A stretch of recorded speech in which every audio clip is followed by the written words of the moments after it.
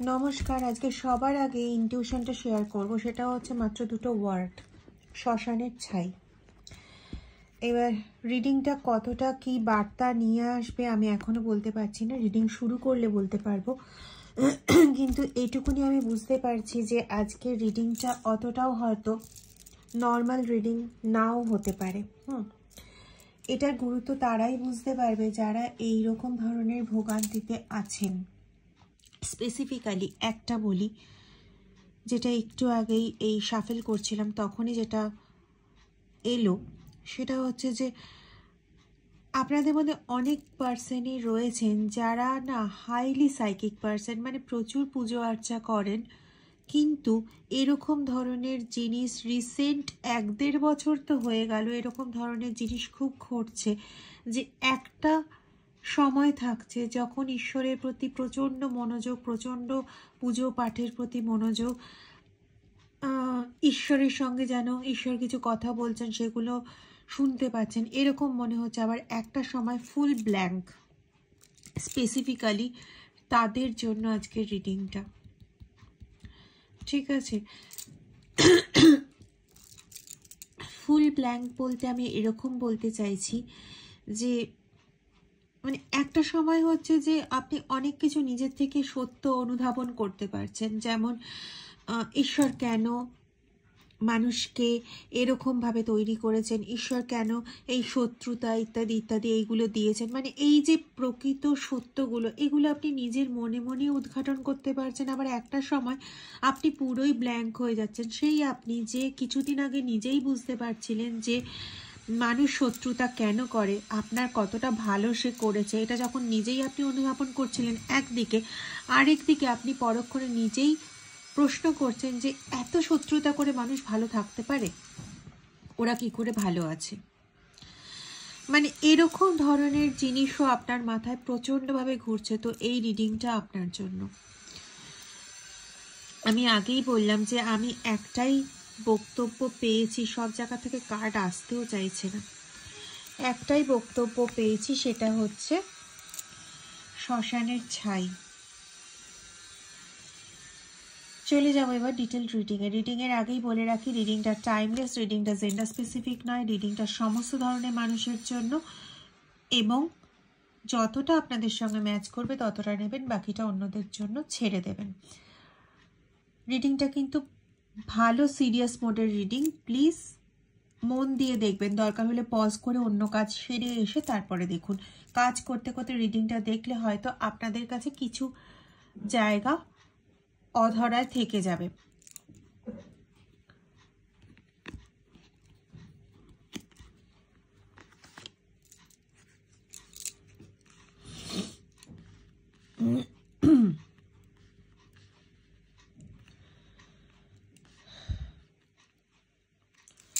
কেন শ্মশানে ছাই দিয়ে কাজ করেছে?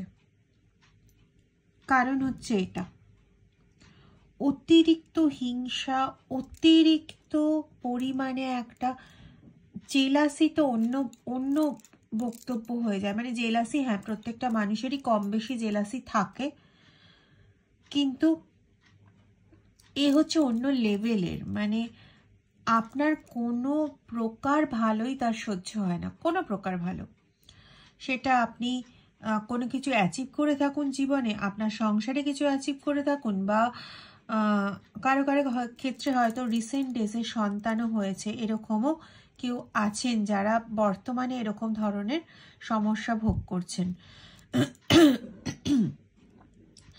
আপনাদের একটা সুখী পরিবার, বা আপনাকে অনেকে ফলো করতো, এরকম টাইপের আপনি একজন ক্যারেক্টার ছিলেন, যে আপনি যা যা কাজ করতেন সেটা না অনেকেরই মনে অনুপ্রেরণা যোগাতো। আপনি কখনো বাধা মানতেন না, কোনো রকম বাধা কখনো মানতেন না। কোনো বাধা এলে পরে আপনার মনের জোরে, এবং আপনি একটা জিনিস ভীষণ ভালোভাবে জানতেন, এখনো জানেন, সেটা হচ্ছে আপনার সঙ্গে ঈশ্বর ছিলেন, আছেন। কেউ কেউ দুর্গা মার ভক্ত, কেউ কেউ চণ্ডীর ভক্ত, কেউ এখানে আমি পাচ্ছি মহামায়া বলে কেউ হয়তো ডাকেন, ঠিক আছে? আবার মহাদেবের ভক্ত তো অনেকেই আছেন। আপনাদের মধ্যে কেউ কেউ শ্মশানেও যাতায়াত করেন, কিন্তু কোনো কাজের জন্য না, না জেনে শুনে এবং ভালো লাগে বলে যাতায়াত করেন। শ্মশানের পরিবেশটা আপনাদের হয়তো ভালো লাগে। অনেকেই আছেন হয়তো নদীর তীরে সময় কাটাতে খুব ভালোবাসতেন একটা টাইমে। যে অনুভূতিটা আপনারা নদীর তীরে বসে পেতেন, সেই অনুভূতিটা আপনারা শ্মশানের ওই গন্ধটাতে পান। জানি না কে কে আছেন, প্লিজ শেয়ার করবেন। এই জায়গাটাই হয়ে গেছে আপনাদের জন্য সবচেয়ে খারাপ জায়গা। আপনি আপনার যে কাজ করতেন, যে কাজ করেন, সেটার প্রতি এখনও আপনি প্রচণ্ড লক্ষ্য রেখে চলেন, সেটার দিকে আপনার পুরো মনটা থাকে। অন্য কোনো দিকে আপনি বলে না লক্ষ্যভ্রষ্ট হওয়া, এরকম মেন্টালিটিরই আপনি নন, প্রথম কথা। দ্বিতীয় কথা হচ্ছে আপনার এই যে অদম্য একটা অকাট্য ব্যাপার, আপনি স্পষ্ট কথা বলতে ভয় পান না। আপনাকে কেউ হয়তো দুটো বাজে কথা বললো, আপনি তার প্রতিবাদের দিকে কখনোই যান না, কখনোই না। আপনি সেটার প্রতিবাদের দিকে না গিয়ে আপনি নিজের দিকে এগিয়ে যাওয়ার চেষ্টা করেন, এবং সেই দিকে যেদিকে আপনার লক্ষ্য, সেই লক্ষ্যটা পূরণের জন্য আপনি আপনার মতন করে সমস্ত পজিটিভ কাজ করে যান। কাউকে কখনো ঠকানো বা কোনো কিছু, এই সমস্ত কিছুর মধ্যে আপনি নেই। আপনাকে দেখে প্রচুর প্রচুর মানুষ ইন্সপায়ার্ড হয় যে এতটা কষ্ট করে, এতটা বাধা বিপত্তি সরিয়ে, এতটা নিজের জীবনের সঙ্গে সংঘর্ষ করে, ইয়েস আমার এতক্ষণে এই ওয়ার্ডটা আসছিল না, সংঘর্ষ করে আপনি চেষ্টা করছেন আপনার পরিবারকে সম্পূর্ণরূপে সুখী রাখার, নিজেকে শুদ্ধ, অবভিয়াসলি নিজেকে শুদ্ধ, খুশি রাখার, নিজের যেটা চাহিদা, নিজের যেটা লক্ষ্য সেটা অ্যাচিভ করার, এবং সেটার জন্য আপনার যে কোনো রকম তপস্যার প্রয়োজন আপনি সেটা করেন। আপনি সেটা সব সময় করে এসছেন, এখনো সেটা করেন। মানে সমস্ত দিক থেকে আপনি কাজে ভীষণভাবে একনিষ্ঠ, এবং সেখানে আপনি ঈশ্বরের আশীর্বাদ প্রচণ্ডভাবে লাভ করেন। ঈশ্বরের একটা হাতি আপনার মাথার উপর রয়েছে, এটা আপনি সব সময় অনুভব করেন, ইনফ্যাক্ট এখনো অনুভব করেন। এই জিনিসগুলো না কারোর সহ্য হয়নি। কার সে বিষয়ে আসবো যদি রিডিংয়ে ওঠে, কিন্তু কারোর এই বিষয়গুলো সহ্য হয়নি, খুব ভালো করে বুঝবেন। এবং এই জায়গাটা সহ্য না হওয়াতে সে যে কাজটা করেছে না, ডিরেক্ট আপনার অনাহত চক্রের ওপর কাজ করেছে। এমন কিছু কাজ করেছে যেখানে আপনাকে পেছন থেকে ছুরি মারলে যা হয়, আপনি বুঝতে পারছেন না যে কোন দিক থেকে আপনার ওপর আঘাতটা এলো, কিভাবে আঘাতটা এলো, কে আঘাতটা করলো, কিন্তু আঘাতের ফলস্বরূপ যে তীব্র যন্ত্রণা, সেটা আপনি আপনার লাইফের প্রত্যেকটা আসপেক্টে বুঝতে পারছেন, প্রত্যেকটা দিকে। আপনার সংসারের দিকে বুঝতে পারছেন, আপনার কাজের যে রাস্তা সেদিকে আপনি বুঝতে পারছেন, এবং সবচেয়ে বড় কথা যে ঈশ্বরের আশীর্বাদের যে জায়গাটা আপনার ওপর, মানে 100% বলবো না, 200% যে আশীর্বাদের জায়গাটা আপনার ওপর আসছে, সেটা যে মাঝে মাঝে ল্যাক হয়ে যাচ্ছে, এবং ওই ল্যাক হয়ে গেলে মোটামুটি 15 থেকে 27 দিন, আমি জানি না 27 দিন কেন বললাম, 15 থেকে 27 দিন আপনি মোটামুটি ওই ল্যাকিং কন্ডিশনেই থাকেন। আপনি বুঝতে পারেন যে আপনি পুজো তো করছেন, কিন্তু সেখান থেকে কোনো রকম ফলাফল আপনার কাছে আসছে না। পুজো তো করছেন, কিন্তু মানসিক শান্তি আপনার কাছে আসছে না। তো এই জায়গাগুলো কমপ্লিটলি না আটকে দেওয়া হয়েছে, এবং যেহেতু আপনি খুব পবিত্র এবং আপনার সমস্ত কিছুর শক্তির আধার দাঁড়িয়ে আছে আপনার ঈশ্বরের প্রতি, এই অবিচল ভক্তি, ঈশ্বরের দিকে মনোনিবেশ, আপনার পুজো পার্বণ ইত্যাদির মাধ্যমে, তো ওরা যে চেষ্টাটা করেছে সেটা হচ্ছে পুরোপুরি রূপে কোনো পবিত্র জায়গার জিনিস দিয়ে অপবিত্র করার মাধ্যমে। এখানে আপনার শাড়ির টুকরো সম্ভবত ব্যবহৃত হয়েছে, আপনার চুল ব্যবহৃত হয়েছে, এবং আপনি যে পার্সনকে সম্পূর্ণরূপে বিশ্বাস করেছিলেন, সেই পার্সনই যে আপনাকে ধোঁকা দেওয়ার জন্য একদম এক পায়ে খাড়া, এবং সে এসছিলই, আপনার বিশ্বাস অর্জন করেছিলই, আপনার প্রধান অঙ্গ হয়ে উঠেছিল শুধুমাত্র আপনার ক্ষতি করার জন্য। সে ছিল একটা চর। আমি একদম ক্লিয়ার কাট বলছি, সে আপনার একটা চর ছিল, মানে আপনার বিরুদ্ধে কাজ করার জন্য একটা চর হয়ে এসেছিল। এবং কে তাকে পাঠিয়েছিল? খুব সম্ভবত কোনো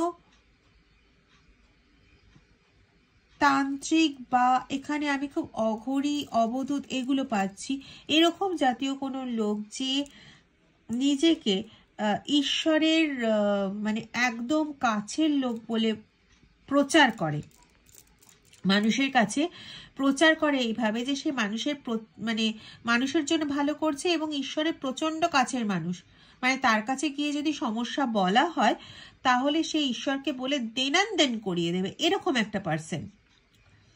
কে আমি জানি না, সম্ভবত তার দাড়ি আছে। সবার ক্ষেত্রে কিন্তু একই রকম ফিগার হবে না, কিছু কিছু মানুষের ক্ষেত্রে আমি ফিগারটা পেলাম হচ্ছে বয়স্ক, দাড়ি আছে, দাড়িটা বেশ বড় সড়ো এবং সাদা, মানে পুরো সাদা নয় কিন্তু প্রায় সাদা, যথেষ্ট বয়স্ক।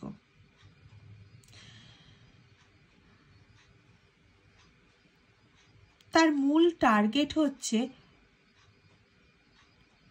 নিজের বশে সমস্ত মানুষকে রাখা, তার এনার্জি ড্র্যাগ করা, তার যা ভাগ্য আছে সেই ভাগ্যটাকে নিজের কাছে ড্র্যাগ করা।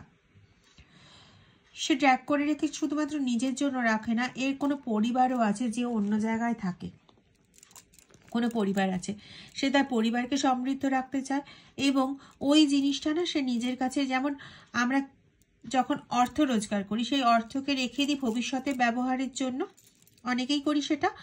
এবার এটা হচ্ছে তার কাছে না অর্থের মতন, যার কাছ থেকে যে এনার্জিটা পেল সে রেখে দিল নিজের কাছে, পরবর্তীকালে নিজের প্রয়োজনে বা নিজেকে ভালো বোঝাতে। ভালো করে বুঝবেন জায়গাটা, এতক্ষণে আমি বুঝতে পারছি কেন আমি বলেছিলাম যে খুব ভালো করে মন দিয়ে বুঝবেন, এতক্ষণ আমি নিজেও বুঝতে পারছিলাম না। ব্যাপারটা হচ্ছে এরকম, ধরুন আপনি কারোর জন্য খুব ভালো কাজ করতে চান বা কাউকে খুব ভালো একটা জামা উপহার দিতে চান, ঠিক আছে? এবার তাকে যদি জামাটা উপহার দিতে চান তাহলে আপনার কাছে সেটার প্রয়োজনীয় জিনিস থাকা দরকার, মানে হয় ওই জামাটা আপনার কাছে আগে থেকে থাকতে হবে, না হলে পরে ওই জামাটা কেনার মতন অর্থ আপনার কাছে থাকতে হবে। তাহলে সেই অর্থটা আপনাকে অল্প অল্প করে জোগাড় করতে হবে, তবে আপনি জামাটা কিনে তাকে দিতে পারবেন এবং তার কাছ থেকে আপনি অনেক অনেক অনেক অনেক প্রশংসা অর্জন করবেন এবং তার কাছে আপনি একটা হেভি বড় মানুষ একটা তৈরি হয়ে যাবেন, রাইট? তো এই যে ভদ্রলোক এবং এরকম টাইপের আরো অনেকেই আছে, আমি এখানে ফিমেল পার্সনও পাচ্ছি যারা বেশ ঈশ্বরের খুব কাছের লোক হিসেবে নিজেকে পরিচিত অলরেডি করে ফেলেছেন এবং তাদের কাছে গেলে পরে কখনো কখনো মানুষের প্রচুর উপকার হয়ে যায় এবং সেই উপকারের কথাগুলো চারিদিকে ছড়িয়ে আছে। আপনিও সেরকম হয়তো তার উপকারের কথা শুনে তার কাছে গেছিলেন বা তিনি খুব ধর্মপ্রাণ ব্যক্তি এই জেনে আপনি তার কাছে গেছিলেন, কারণ অ্যাকচুয়ালি আপনি নিজের ধর্মপ্রাণ ব্যক্তি। তো সেখানে আপনি কেউ আরেকজন ধর্মের কথা বলছে, আরেকজন ঈশ্বরের কাছে, তো আপনি যেতেই পারেন, আপনি সেরকমভাবে গেছিলেন। অথবা আপনার এই যে ল্যাকিং কন্ডিশন হচ্ছে, এই ল্যাকিং কন্ডিশন নিয়ে কথা বলার জন্য তার কাছে গেছিলেন, বা কেউ মিডিয়াম হয়ে আপনার অনেক বিশ্বাস অর্জন করে কেউ মিডিয়াম হয়ে আপনার কথা তাকে বলেছে। ইয়েস, দেখুন, এবং তার কাজটা হচ্ছে নিজের স্বার্থ সিদ্ধি করা। আপনার কাছ থেকে কিছু এনার্জি সে নিয়ে রাখলো, অন্যের কাছ থেকে, এমন না যে শুধুমাত্র আপনার কাছ থেকে নিয়েছে, সে অন্যের কাছ থেকেও এনার্জি নিয়ে থাকে। তার কাছে অনেক লোক আসে নিজেদের সমস্যার কথা বলতে, ধর্মর কথা শুনতে, অনেক লোক আসে, তাদের প্রত্যেকের কাছ থেকে না উনি একটু একটু করে এনার্জি নিয়ে রাখেন। যেমন একটু আগে বললাম যে আপনি যদি একটু একটু করে টাকা সঞ্চয় না করেন তাহলে ওই জামাটা দিতে পারবেন না।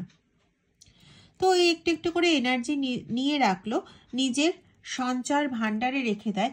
এবার কেউ এলো, তার প্রচন্ড সমস্যা, ওই সঞ্চয় ভাণ্ডারে রাখা এনার্জিকে ইউজ করে সে তার সমস্যাটা ক্ষণিকের জন্য সমাধান করে দিল এবং তারপরে তার কাছে একটা খুব বড় একটা ব্যাপার হয়ে গেল, মানে এই ব্যক্তি তার কাছে একটা বিশাল বড় একটা ফিগার হয়ে গেল, না ওনার কাছে গেলে পরে আমার সমস্ত সমস্যার সমাধান হয়েছে। ব্যাপারটা কিন্তু এরকম। এবার এই ব্যক্তি এমন ভাবে না আপনাকে আঘাত করে একটা জায়গা করে রেখেছে যেখানে আপনি যদি দুদিনও ভালো মতন হয়তো পুজো পাঠ করে নিলেন, 3 দিনের দিন আপনি এমনভাবে হয় শারীরিকভাবে নালে মেন্টালি এমনভাবে ক্ষতিগ্রস্ত হয়ে পড়ছেন, এমনভাবে কষ্ট পাচ্ছেন যে পরের দিন থেকে আপনি আর পুজো করতে পারছেন না।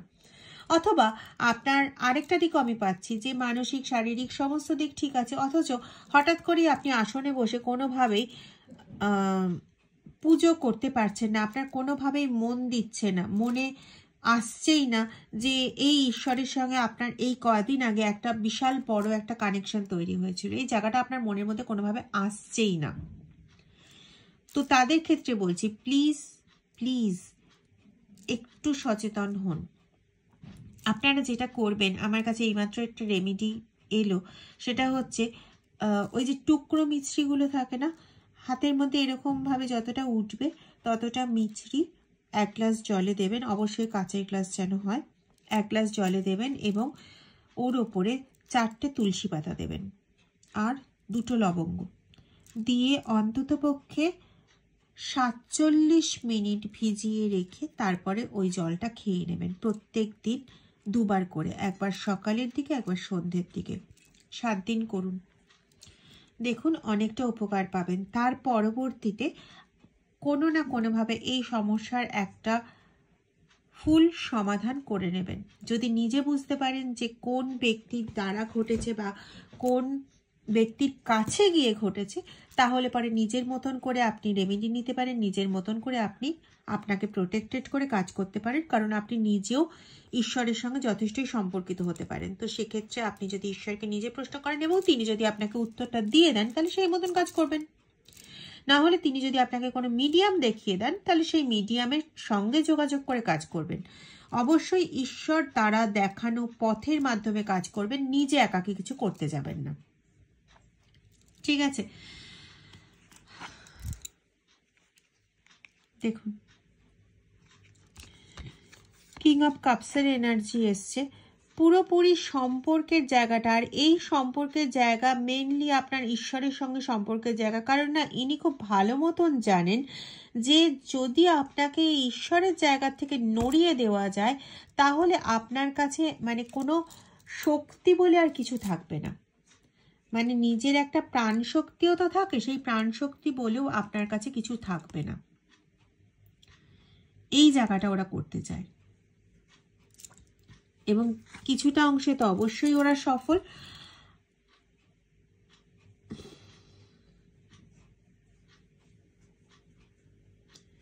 আপনার মনে বর্তমানে প্রচন্ডভাবে নেগেটিভ থটস আছে, প্রচন্ডভাবে, যে আপনি এতটা শক্ত, কখনো কোনো অন্যায়ের সঙ্গে আপোস তো দূরের কথা, কখনো কোনো নাবাচক কোনো কিছুর কাছে নিজের মাথাটা ঝোঁকাননি পর্যন্ত, সেই আপনি এখন নেগেটিভ চিন্তাভাবনায় পরিপূর্ণ, শুধু ভয় পাচ্ছেন। বিভিন্ন ধরনের নাবাচক চিন্তাভাবনা আপনার মনে সব সময়ের জন্য আপনাকে পাগল করে দিচ্ছে।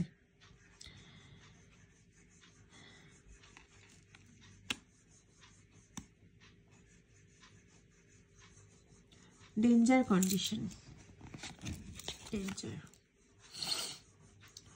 দেখুন 2টো এসের কার্ড এসছে,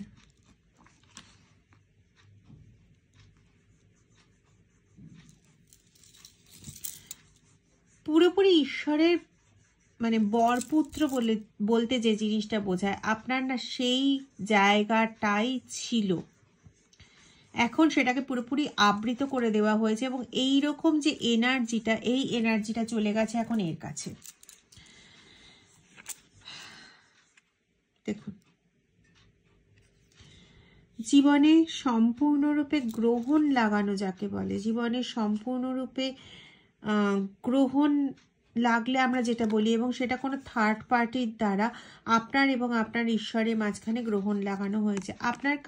আপনার কাছে না ব্যাপারটা এরকম, সংসার আছে, সংসারের প্রত্যেকটা মানুষকে আপনি ভালোবাসেন, পছন্দ করেন, তাদের কাছ থেকে আঘাত পেলেও আপনি আহত হন, ঠিক কথা, কিন্তু আপনার যদি ঈশ্বরের সঙ্গে জায়গাটা যদি ঠিক থাকে, আপনি এই সমস্ত কিছুকে না সামলে নিতে পারেন এবং সেই আঘাতটাকেও সামলে নিয়ে তাদেরকে নিজের পক্ষে আনা, এই সমস্ত জিনিসগুলো আপনি খুব খুব ভালো মতন পারেন, খুব ভালো মতন। কিন্তু এখানে যে ক্রিয়াটা করা হয়েছে, আমি ক্রিয়াটা নিয়ে আবার ডিটেলসে আরেকটা ভিডিওতে আসবো, কারণ এখন অলরেডি অনেকটা টাইম হয়ে গেল। কাজটা করা হয়েছে শ্মশানের ছাই দিয়ে। মুর্শিদাবাদ অঞ্চলে আমি খুব পাচ্ছি, খুব সম্ভবত এই একটি শ্মশানেই যায় কাজ করতে, অন্য কোনো শ্মশানে একটি শ্মশানে যায় কাজ করতে। পুরুলিয়ার দিকে খুব পাচ্ছি, পুরুলিয়া, মুর্শিদাবাদ।